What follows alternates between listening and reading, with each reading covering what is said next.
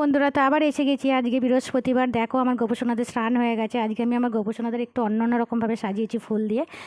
বলে বাবাও রেডি হয়ে গেছে, সমস্ত সব পুজো আমার কমপ্লিট। তো আজকের দিনটা ভীষণ ভালো। আজ গন্ধেশ্বরী পুজো, খুব সুন্দর আজকের দিনটা। তো আমি গোপুসোনাদের সেবা দিয়ে দিয়েছি। তো ভাবলাম তোমাদের সাথে একটু আমার গোপুসোনাকে আবার আলাপ করিয়ে দিই।